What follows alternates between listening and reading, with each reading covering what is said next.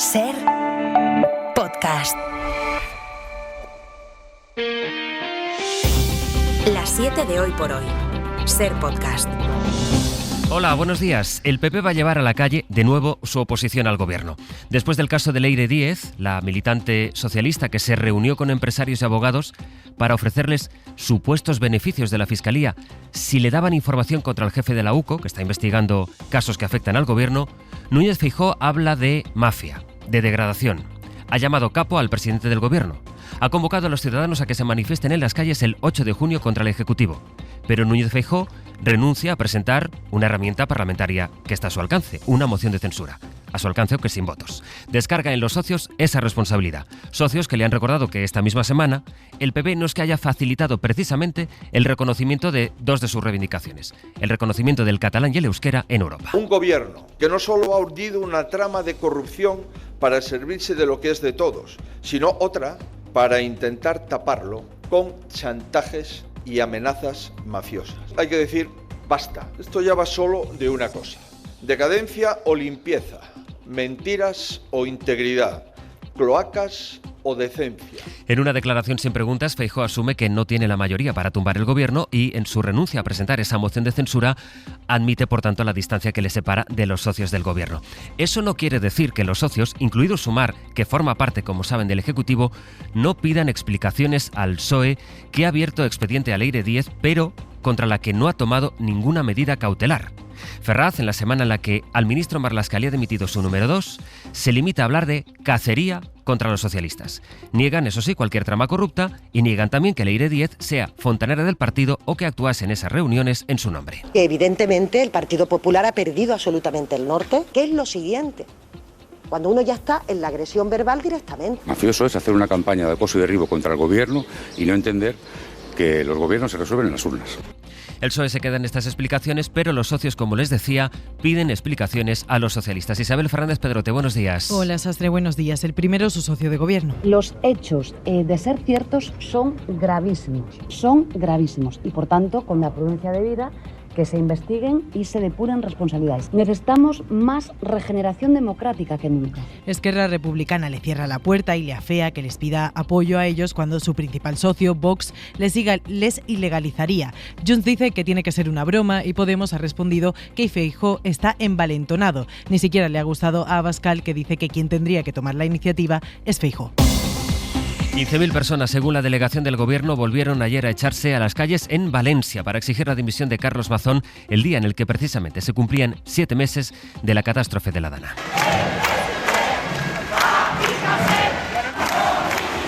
Hubo también protestas en Alicante y en Castellón, en las 3 provincias, convocados por 200 organizaciones y por 7ª vez pidieron responsabilidades penales por las muertes que, según la jueza de Catarroja, encargada de la investigación, podrían haberse evitado. Otra de las reivindicaciones fue un trato digno a las asociaciones de víctimas a las que Mazón llamó por primera vez la semana pasada. Radio Valencia, Ana Durán, buen día. Hola, buen día.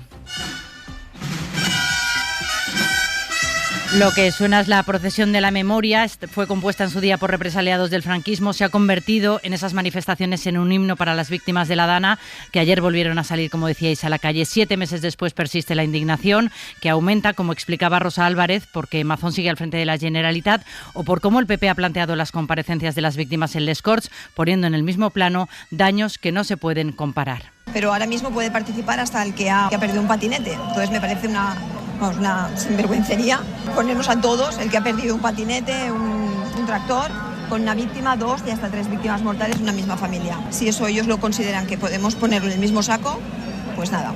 La protesta la encabezaba una pancarta con el lema Mazón dimisión, la imagen del presidente boca abajo. En total, en las 3 marchas, entre 15 y 20.000 personas, 7 meses después. Así hemos llegado al viernes, hoy es 30 de mayo. Hoy por hoy noticias. Ser podcast. En la crónica del mundo saben que el presidente de los Estados Unidos, Donald Trump, tiene básicamente 2 frentes judiciales abiertos que atraviesan la crónica internacional de esta semana. El último de ellos está en los aranceles y el otro en las universidades, en esa cruzada contra los estudiantes extranjeros. Ayer una jueza de Boston tumbó su intento de prohibir la matriculación de estudiantes internacionales en la prestigiosa Universidad de Harvard. La medida afectaría a 6.800 jóvenes. Que por ahora van a poder inscribirse en el próximo curso. Trump asegura que Harvard es un centro antisemita que incita actos terroristas y la universidad celebró ayer un acto de graduación que estuvo repleto de discursos de protesta y repulsa contra las políticas de Trump. Vamos a Washington. Sara Canals, buenos días. Buenos días. Una graduación con discursos con mucha carga política y referencias a la ofensiva de Trump. El rector de Harvard, Alan Garber, la cara de esta batalla contra la Casa Blanca, ha dado la bienvenida así a la promoción de 2025. Members of the class of 2025 from down the street, across the country and around the world. Mencionando incluso en 2 ocasiones a los estudiantes internacionales que vienen de todo el mundo ante una larga ovación del público. Una graduación, por cierto, que los principales medios aquí han retransmitido en directo, algo evidentemente muy poco habitual, y mientras tanto en el plano judicial ayer se celebró una vista relacionada con la segunda demanda, la demanda que Harvard interpuso contra la Casa Blanca por su ofensiva contra los extranjeros. Pues bien, la jueza de Massachusetts ha ampliado su bloqueo temporal de forma indefinida y dice que lo considera necesario porque brinda protección a los estudiantes que podrían estar ansiosos. Del otro asunto, de los aranceles, la noche ha dejado otra vuelta de tuerca. El Tribunal de Apelación ha revocado la suspensión de los aranceles que había paralizado el Tribunal de Comercio Internacional. O sea, resumiendo, de nuevo los aranceles vuelven a estar en vigor. Esto es lo que quería la Casa Blanca, que amenazaba con elevar el asunto al Supremo de urgencia, donde los conservadores tienen mayoría. Es una victoria a corto plazo porque el Supremo tendrá que pronunciarse más adelante sobre esta y otras demandas, porque otro tribunal federal también ha declarado ilegal la guerra arancelaria de Trump. Ante semejante vaivén de dictámenes y recursos, las bolsas han reaccionado con prudencia y con cierto desconcierto porque no saben, como el resto de todo el mundo, qué es lo que va a pasar. Tanto en Estados Unidos como en Europa han cerrado con subidas, aunque de apenas unas décimas. Pablo Anzola, buenos días. ¿Qué tal? Buenos días. Y el vaivén arancelario ha mareado a las bolsas hasta dejarlas prácticamente paralizadas. Ni el restablecimiento de los aranceles ha dado la suficiente certidumbre como para empujar a Wall Street. Confusion on Wall Street. Stocks ended the day slightly up. Que en medio de la confusión de la que hablaban así las televisiones financieras, ha terminado con avances muy prudentes. Un 0,4% ha subido al cierre el S&P 500 o el tecnológico Nasdaq. Aquí en casa, el optimismo con el que arrancó el IBEX 35 también se ha ido desinflando a lo largo de la sesión. Ha ganado un 0,1% y casi sin movimientos, con caídas de una décima, han terminado también la bolsa alemana o la francesa. Así que antes de dar pasos en falso, los inversores han preferido contener la respiración en medio de la incertidumbre arancelaria. No sabemos qué va a pasar en las bolsas y hoy lo que sabremos es cómo se han comportado los precios, porque la previsión económica del día aquí en nuestro país está en que a las 9 se va a publicar el dato adelantado del IPC de mayo. La inflación, el precio de la vida, lleva 2 meses bajando y la previsión es que hoy se mantenga esa tendencia. Jordi Fábrega. La inflación lleva 2 meses moderándose y la expectativa es que lo vuelva a hacer en mayo con los datos que vamos a conocer este viernes. Gracias sobre todo a los precios de la energía. Hay que recordar que la escalada de la inflación vino precisamente por la subida de precio de la electricidad, del gas y de las gasolinas, que son ahora mismo los productos que tiran hacia abajo de la inflación. También los alimentos, con alguna excepción, pueden darse por controlados en términos de inflación y lo que sigue fuera de control son los precios de los servicios turísticos que en el mes de abril volvieron a dispararse. Es la mancha negra ahora mismo en unos datos de inflación que están alrededor del nivel deseado por el Banco Central Europeo, que es el de una subida anual de los precios del 2%. El sector de los conductores profesionales ha sido el primero en protestar por los planes del Ministerio de Sanidad que ayer les adelantamos aquí en este programa y que incluyen reformar la ley antitabaco, según les pudimos adelantar. El borrador contempla prohibir fumar en las terrazas de los bares, también en las de las salas de fiesta, las marquesinas, las universidades y los vehículos laborales. Los conductores se quejan porque pasan casi toda su jornada solos en el coche. Mariola Lúrido. Primeras críticas a la ampliación de espacios donde se prohibirá fumar en la nueva ley del tabaco. Los transportistas de Fenadismer se oponen a que afecte a los vehículos laborales. Juanjo Gil Panizo es el secretario general. Consideramos absolutamente desproporcionada dicha medida,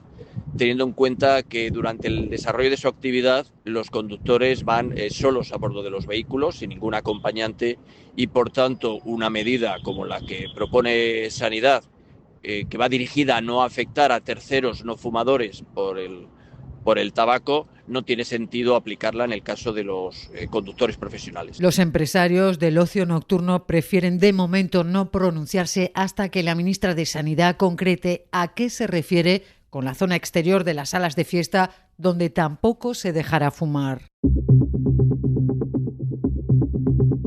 El Gobierno ha reconocido en el Tribunal Supremo que todavía no ha evaluado la acogida de ningún niño solicitante de asilo en Canarias. A finales de marzo, el alto tribunal le ordenó hacerse cargo de más de 1.000 niños porque en los centros de Canarias viven hacinados. El Gobierno dice que no lo ha hecho porque le falta documentación de la Administración canaria. El Gobierno autonómico lo niega y aseguran que el auto del Supremo no ha cambiado nada. Vamos a nuestra redacción en Canarias. Maite Álvarez, buenos días. ¿Qué tal? Buenos días. Canarias no se levanta de la mesa, pero considera que el Estado llega al examen con sus obligaciones sin cumplir. Alfonso Cabello, portavoz del Gobierno regional, recuerda que es Canarias quien está poniendo todos los recursos sobre la mesa para atender a estos menores ante la dejación del Estado. Se evidencia la intención de dilatar los tiempos, presentando ayer de manera unilateral un protocolo de aplicación que no ha sido consultado ni participado por nadie, que lo que viene a fijar son unos plazos diferentes a los que fijaba el propio Tribunal Supremo. El Gobierno presentó un protocolo de manera unilateral que recibieron 24 horas antes de la vista en el Supremo. Fija plazos para la comunidad autónoma, pero no para el Gobierno, y con él se pretende que Canarias se dé una respuesta por sí sola. Hoy por hoy noticias. Ser Podcast. En Canarias les decía que vamos a seguir con nuestra compañera Maite Álvarez y sumamos también a esta mesa a Ana García Cortés desde Aragón. Hola Ana, buenos días. Hola, buenos días. Repasando otras historias que son noticia, por ejemplo, Maite, allí en Canarias se ha resuelto el misterio de una supuesta bandera canaria que hay en un museo de Londres y que data del siglo XVIII. Sí, es una bandera idéntica a la canaria que descansa en un museo marítimo de Greenwich, en Londres, y que en teoría perteneció al capitán de la Marina británica James Cook, que se lo llevó a Canarias tras su paso por aquí mientras surcaba los mares. Pero hace poco un ingeniero aeroespacial canario, Jorge Sánchez, empezó a investigar y dice que esa teoría no tiene sentido. Entonces la bandera canaria no pertenece a ningún puerto de la época del Imperio Británico. No había ningún puerto con ese identificativo. La bandera de cortesía, recordemos, cuando un barco entra en puerto extranjero, la pone por cortesía del país que lo acoge. Que ahora mismo eso no corresponde a ningún puerto ni ningún país de ese periodo histórico. Dice él que en ese periodo no estaba la bandera de Canarias en ningún puerto, entonces de momento no se sabe exactamente de dónde sale, pero lo que sí sabemos es que de aquí no salió. Se está despidiendo Zaragoza de la Romareda, Ana, pero eso se está convirtiendo en un negocio en Wallapop porque se venden hasta los tornillos. Ojo, y también asientos, césped y hasta lonas de publicidad. Todo esto en el mercado de segunda mano, hasta 50 euros algunos de los productos. El domingo, con el pitido final del árbitro, parte del público saltó al campo. Los aficionados cortaron la red de las porterías y no solo eso. El artículo más demandado entre los zaragocistas fueron los asientos. Estaban los que se llevaron los asientos con una llave inglesa que traían de casa y otros que la hacían a fuerza bruta. El césped también fue el objetivo de miles de aficionados que se llevaron un trocito a casa, no sabemos si todavía estará intacto. Recuerdos que para muchos se han convertido en negocio. Mira, por si te interesa, tornillo exclusivo de un asiento de la Romareda, 50 euros. La lona de Renfe, ideal para coleccionistas, lo dice así, 500 euros. Y esta es mi favorita. Con esta herramienta se sacó más de 10 asientos de la vieja Romareda. Hazte con esta pieza de coleccionistas solo por 100 euros. Y ojo, porque también está la opción pack. Aquí piensan en los coleccionistas y en parte también ahorradores, con asiento más césped más bufanda del Zaragoza por 200 euros o al mismo precio, y de momento el cartel de reservado, por cierto, ya está colgada en varias de estas piezas de coleccionista. No sé si llegó Najim a tocar el tornillo, pero 50 euros el tornillo. Yo diría 50 eurazos. Efectivamente, barato no es. No. Maite, hay un vídeo de TikTok que ha llenado un pueblo de curiosos en Canarias en busca de una ermita. Lo que pasa es que la ermita no existe. Exacto, el vídeo cuenta que hay una ermita encantada en la que las campanas redoblan solas y los confesionarios se mueven, y claro, ha llamado la atención de muchos curiosos que preguntan por ese lugar, pero como dicen, no existe. Los vecinos, pues en un intento de que no se masifique, nos han contado que su pueblo tiene niebla, pero que no da miedo ni nada de eso. Pero que tampoco es una niebla fantasmagórica, es a todo lo contrario, es gracias a eso existe el verde del monte, y como que Taganana está en los confines del mundo conocido por conocer, porque está tan remotamente alejado, yo no sé dónde, de la isla. Bueno, que ellos entienden que la gente busca aventuras, pero que allí no están, vaya.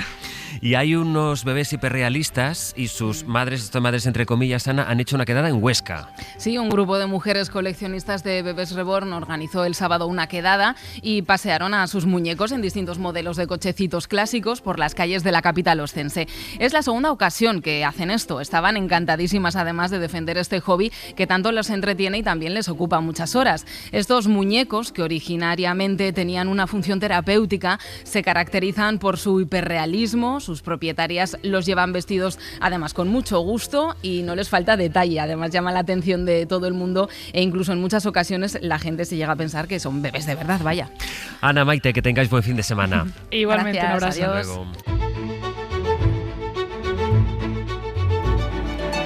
Vamos a tener un viernes muy cinematográfico porque hoy a partir de las 10 nos va a visitar Gonzalo Suárez. Hablaremos con él evidentemente de cine, de literatura, pero en fin, antes nos vamos a quedar hablando de cine con nuestra recomendación cultural para empezar el día, que como cada viernes nos trae los estrenos que podemos encontrar desde este fin de semana en los cines con Pepa Blanes. Wes Anderson indica el camino a los empresarios corruptos en la trama Fenicia. Es una comedia que protagoniza Benicio del Toro. En estos momentos, el equipo de rescate se afana en identificar los restos de Sasha Corda, empresario internacional. Bono, el líder de U2, se convierte en el único y exclusivo protagonista de un documental que dirige Andrew Dominic y que indaga en el compromiso político y la carrera artística del músico irlandés, que ya está estrenado en Apple TV. These are the tall tales of a short rock star. Después de diseccionar a una familia rica y poderosa en Succession, el creador Jesse Armstrong estrena Mountainhead, donde continúa diseccionando a los millonarios. 4 dueños de tecnológicas atrincherados en la montaña. Están comprando masivamente en estado de pánico. Se trata de un momento muy serio. El Jockey es una propuesta estimulante, una coproducción hispano-argentina que dirige Luis Ortega y que protagonizan Úrsula Corberó y Nahuel Pérez Todos Vizcayar. sabemos de dónde viene Remo, que le pasaron cosas terribles. Y aún así, llegó a lo más alto. Y hay cine español como Hamburgo, que es la nueva película de Lino Escalera. Con Jaime Lorente y Roger Casamayor, indaga en la prostitución. Para no perderte ningún episodio, síguenos en la aplicación o la web de la SER, Podium Podcast o tu plataforma de audio favorita.